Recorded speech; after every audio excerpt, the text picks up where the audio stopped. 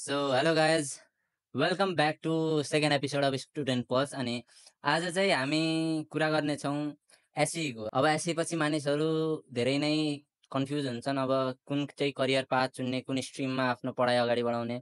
So त्यसैको उसमा हाम्रो एउटा भाइ छ, अब त्यसले पनि अहिले ठ्याक्कै एसई दिएको छ अनि त्योसँग कुरा गर्छौँ के त्यसले फ्युचर प्लान बनाएको छ अनि कसरी त्यो अगाडि ओभरकम गर्छ भनेर। सो वेलकम आर्गव हाम्रो च्यानलको सेकेन्ड एपिसोडमा। अब स्टुडेन्ट पजले यस्तै नयाँ नयाँ कुरा ल्याउने गर्छ अनि अब तिमीले एसई दिएको छौ योपालि, अनि हामी कुरा गर्नेछौँ एसई पछिको लाइफ, एसई भन्दा अगाडिको लाइफ, अनि कसरी तिमी फ्याकल्टीहरू चुज गर्ने, अनि घरबाट कस्तो प्रेसर छ, केमा तिम्रो रुचि छ, हबी के हो, त्यो कुरामा हामी डिस्कस गर्नेछौँ। So welcome to the podcast. Thank you. So Argav, तिमीले आफ्नो स्कुलिङ चाहिँ कहाँबाट कम्प्लिट गरेको?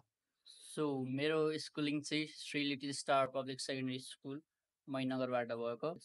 एउटै स्कुल हो? एउटै स्कुल हो। म नर्सरीदेखि 10सम्म एउटै मैले स्कुलमा पढेर चाहिँ दुई स्कुल, एउटा महाकाली, एउटा दोस्रो युकेजमा महाकाली, युकेजसम्म महाकाली, त्यसपछि मैले लिटिल स्टारमा मैले पनि अब गरेको। त्यसैले मलाई एउटा कुराको चाहिँ रिग्रेट छ, मैले जिन्दगीभरि एउटै स्कुलमा पढ्नु पर्यो भनेर। त्यो राम्रो हो सर। मैले अरू अरू स्कुलको वातावरण बुझ्न पाएन, मैले एक्सपिरियन्स लिन पाएन के। अब त्यो एउटा पार्ट हो, तर एउटै स्कुलमा तिनीसँग टिचरहरूसँग अनि त्यहाँका स्टुडेन्टसँग बोन्ड बनाउनु भनेको एउटा झन् राम्रो कुरा हो। त्यो चाहिँ पोजिटिभ पोइन्ट हो त्यसको उम्, चाहिँ। तर चाहिँ एउटा एक्सपिरियन्स चाहिँ पाएन कि मैले अरू स्कुलको कस्तो हुन्छ भनेर। आजकल एक्जाम सकिएपछिको यो 3 महिना कस्तो चल्दैछ? How is it going? त्यही भ्याकेसनमा के हुन्छ, दिनभरि दिनभरि फ्री नर्मली फ्री भइन्छ, के गर्ने भइन्छ। कतिको मोबाइल, कतिको सोसियल मिडियामा एक्टिभ हुन्छौ त? त्यस्तो केही हुन्न, अब नर्मली अब आफ्नै हातमा हुन्छ। नर्मल कुराहरूमा हजुरहरूले इङ्गेज हुनुभयो भनेपछि त्यस्तो चाहिँ केही फरक पर्दैन। जसरी अब म्याक्सिमम् है 10 क्लास सकिएपछि सबै चाहिँ जिम जान्छ कि, एउटा ट्रेन्डै हो त्यो नेपालको, होइन? So are you going to gym? Yes, of course. मैले पनि अहिले 2 महिना जति भयो, बिस्तारै बिस्तारै ग्रोथ हुँदैछ। कतिको के वेट गेन हो कि वेट लस तिम्रो? I'm doing weight loss. तर एउटै कुरो चाहिँ है गाइज, तपाईँहरूले स्टार्ट चाहिँ गर्नुभयो होइन, तर छोड्नु नहोला कि यसलाई।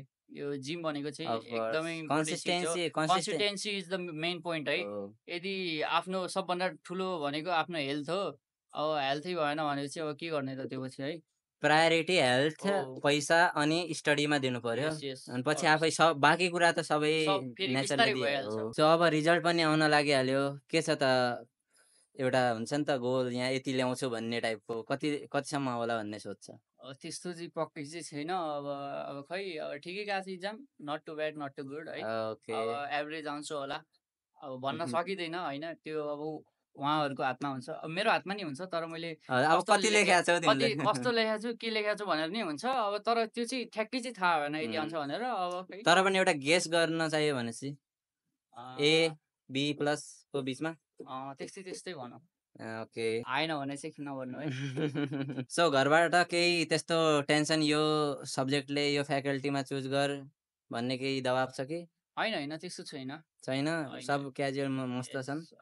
अरे मेरो यो हुनु, यस्तो सपोर्टिभ फ्यामिली हुनु राम्रो हो। बाबाआमा दुइटै एजुकेटेड भइसिन्छ, सो द्याट्स वाइ त्यसै छ। सो त्यस्तो प्रेसर चाहिँ छैन। मम्मी के गर्नुहुन्छ अनि बाबा के गर्नुहुन्छ? मेरो मामा चाहिँ टिचिङ गर्छिन्छ त्यो स्कुलमा, लिटिल स्टारमा। अब म सायद नर्सरीबाटै त्यही पढेर आएको बेलादेखि टिचिङ गर्छिन छ। अनि my father is in abroad, त्यही उतै काम गर्छिन्छ। सो 10 पछिको कुन फ्याकल्टीमा आफ्नो करियर बनाउने विचार छ त? अब मैले सोचेको चाहिँ अहिलेसम्म साइन्स पढ्छु भनेछ। त्यो पछि म कम्प्युटर इन्जिनियरिङ गर्छु। पछि I want to be a ethical hacker है guys. Set better to be safe man. अर्को चाहिँ मेरो क्वेसन थियो कि, अनि मेनली हाम्रो केटाहरू हुन्छ नि त, युथहरू भर्खरको जस्तै मेरै एजको पनि 12 गरिसकेपछि 12+2 पास गरिसकेपछि विदेशतिर जानेछ। अनि तिम्रो चाहिँ कस्तो छ प्लान त्यो विदेश? त्यो चाहिँ ठिक हो मेरो हिसाबले, किनकि हजुरहरूले यदि +2मै हजुर बाहिर जानुहुन्छ भनेपछि +2 पछि हजुरको साइड इन्कम नै हुन्छ।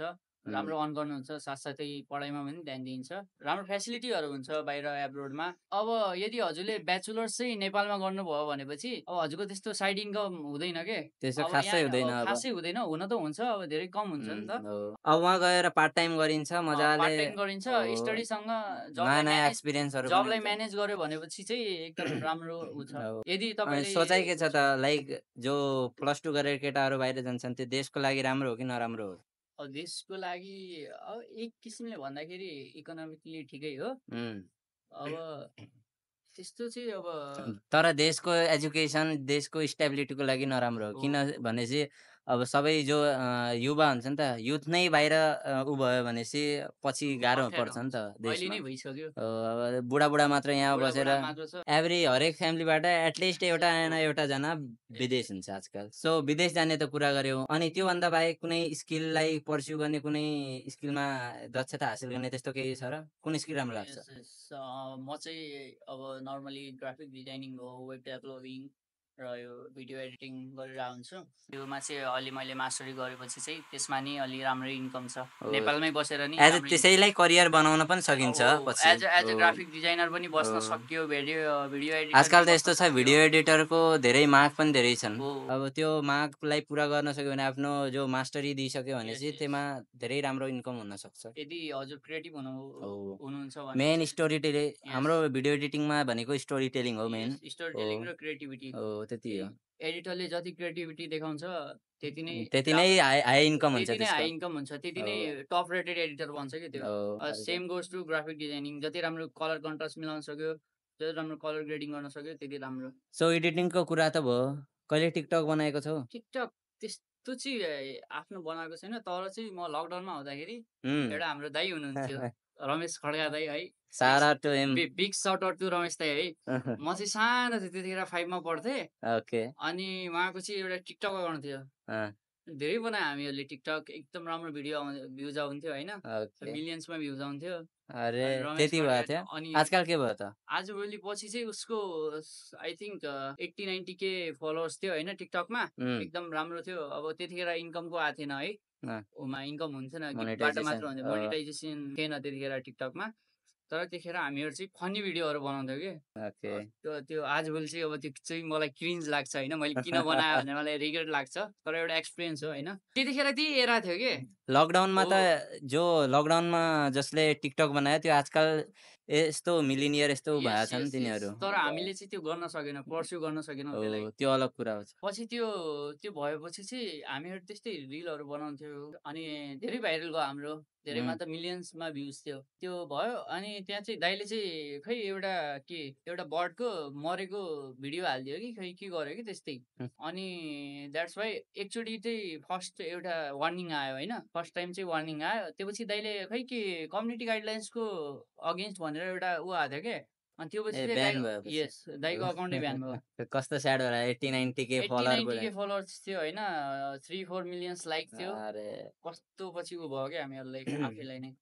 तर त्यो ब्यान हुँदाखेरि चाहिँ मैले छोडिसकेको थिएँ। मैले अब यता आफ्नो स्टडिजमा फोकस गरेँ। त्योपछि लकडाउन एन्ड भइसकेको छ, फेरि दाइ पनि उता आफ्नो अफिसतिर जानुभयो।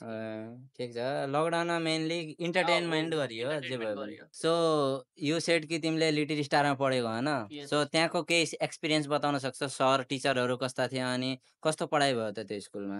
तिमीलाई अगाडि बढ्नमा यहाँ एसईसम्म पुर्याउनमा कत्रो योगदान छ तिनीहरूको? मलाई एसईसम्म पुगाउनमा त पुरै योगदानै मेरो स्कुलको होइन, पुरै नै योगदान छ। मेरो स्कुललाई पुरै नै श्रेय जान्छ, किनकि मैले नर्सरीदेखि 10सम्मै त्यहाँ पढेको। अनि त्यहाँको संस्थापक सर अनि हाम्रो टिचर्सहरू एकदमै एक्सपिरियन्स टिचरहरू छन् हाम्रो स्कुलमा होइन, अनि एकदमै राम्रो फ्रेन्डली इन्भाइरोमेन्ट छ हाम्रो स्कुलको। सो मैले पनि त्यहीँ पढेको होइन। मैले पढ्दाखेरि हाम्रो हुनुहुन्थ्यो, म सरहरूको नाम भन्न चाहे, जस्तै लोकेन्द्र सर भए, अनि भए जितेन्द्र सर, जस्तै मोहन सर, कविराज सर, समर सर। तिनीहरूले चाहिँ धेरै मलाई हाम्रो पर्सनालिटी सेप गर्नमा एकदमै हेल्प गर्नुभएको थियो क्या। पब्लिक स्पिकिङदेखि लिएर स्पिच कम्पिटिसन भयो, क्विज भयो, स्पेलिङ कन्टेस्ट भयो, त्यहाँ भएका चेस्ट कम्पिटिसन सबैमा हामीलाई लाइक सहभागी हुन दिने के सबै कुरामा लाइक पार्टिसिपेट हुनलाई हामीलाई मोटिभेट गर्ने के। अब त्यस्तो हाम्रो धेरै राम्रो सर थिए। त्यस्तै म्यामहरू पनि राम्रो थिए, सरोज म्याम, माया म्यामले त यस्तो गर्यो कि लाइक आफ्नो पुरा जीवनै स्कुललाई समर्पित गरिदिनु भएको छ। धेरै राम्रो स्कुल अब मैले पनि एक्सपिरियन्स गरेको। एससी पछिको समर भ्याकेसनमा कहाँ घुम्न गयौ त? एससी पछिको भ्याकेसनमा चाहिँ आई वेन्ट टु काठमाडौँ है। काठमाडौँमा अलि त्यहाँ एउटा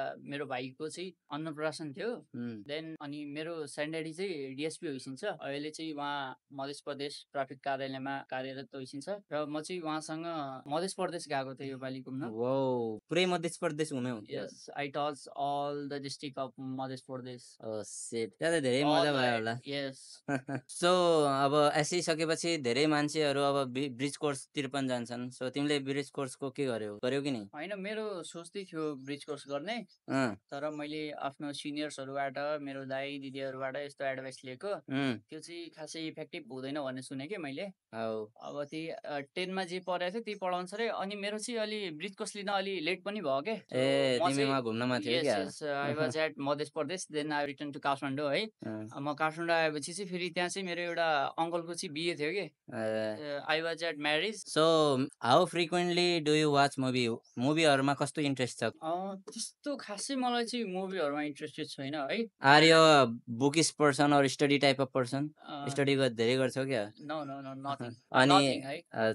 म दुईटै मध्ये कुनै पर्सन हैन। बट मुभी चाहिँ हैन, मलाई चाहिँ डकुमेन्ट्रीहरु चाहिँ धेरै इन्ट्रेस्टेड लाग्छ कि। Okay, documentary like wild life, nature, anything specific? जसरी भन्नाले स्टोरी टाइम जस्तै भनौँ न। नर्मली जस्तै हाम्रो यो स्टोरी टेलिङमा मेनली। स्टोरी टेलिङमा जसरी हाम्रो यो हेर्ने कथाले 8 वन्डर्स अफ नेपालले अरूले बनाउनुहुन्छ नि, हो त्यस्तो। जसरी इन्टरनेसनली भन्दाखेरि रुही सिनेट भयो हाम्रो, एकदमै म धेरै फलो गर्छु रुही सिनेटलाई। तर हाम्रो 8th वन्डर अफ नेपालले पनि धेरै राम्रो गर्नु। 8th वन्डर अफ नेपाल चाहिँ मेरो अब नेपालको भनौँ, मेरो पनि फेभरेट हो। तर जे भए पनि त्यसको मलाई सबभन्दा राम्रो भनेको बडी मालिकावाला तिनीहरूको थियो नि ट्रेक, त्यो वाला चाहिँ मलाई त्यो देखेर मलाई आफै भित्रबाट लाग्यो कि मैले पनि जानुपर्छ एकचोटि, यो एक्सपिरियन्स गर्नुपर्छ भन्ने मलाई पनि सोच लाग्यो कि। त्यो तिनीहरूको जो भोइस ओभर हुन्छ नि, अनि त्यो स्पेसिफिक वर्ड चोइसहरू मेन त अब त्यो धेरै पावरफुल वर्डहरु हुन्छ, धेरै पावरफुल। नर्मली हामीहरूले चाहिँ त्यो लेख्नै सक्दैन, बुझ्नै सक्दैन अब धेरैले। अजीब यस्तो राम्रो हुन्छ नि, त्यसले धेरै माइन्ड एट्र्याक्ट गर्छ हामीलाई, हेरु लाग्छ। सो लाइफमा साथीहरू चाहिँ कस्तो छन्? साथीहरूको केही त्यस्तो स्पेसिफिक इम्प्याक्ट छ कि लाइफमा? हैन, त्यस्तो मेरो चाहिँ त्यस्तो ठुलो फ्रेन्ड सर्कल चाहिँ छैन है। ओके, एकदम लिमिटेड फ्रेन्ड सर्कल छ मेरो। अनि तिसँग यस्तो हुन्छ नि त, जो हाम्रो गाउँतिर यस्तो हुन्छ कि अब साथी भनेपछि पुरा दङ्गा मचाउनेवाला टाइपमा? हैन, त्यस्तो टाइपको चाहिँ छैन मेरो। अब घरमै नै त्यस्तो कोही छैन भनौँ है। मेरो चाहिँ फ्यामिली नै पहिलाबाट एकदम रेस्पेक्टेड फ्यामिलीबाट मेरो बाजे पनि डिएसपी हुनुहुन्थ्यो, अनि मेरो ठुलोआमा पनि अहिले जज होइसिन्छ। सबै त्यस्तै अब एकदम हाई पोस्टमा होइन। अनि त्यसपछि आफ्नै मामु पनि अब टिचर भइसक्यो। अब त्यस्तै आफूलाई भित्रबाट पनि लाग्दैन? भित्रबाट पनि लाग्थ्यो। अनि त्यस्तो अब यता मेरो यता गाउँतिरको चाहिँ फेरि ऊ त्यस्तै छ है, त्यो सराउन्डिङ त्यस्तै छ। यहाँको समाज चाहिँ एकदम बेकार छ के। अब यहाँ गाजा खाएर हिँड्ने, चरस खाने, ड्रग्स खाने, त्यस्तो छ। अब मेरो मामाले चाहिँ मलाई सानैदेखि अब राम्ररी हुर्काइस्यो भनौँ, यताउता जान्दिएन। म आफै नै घुम्थेन।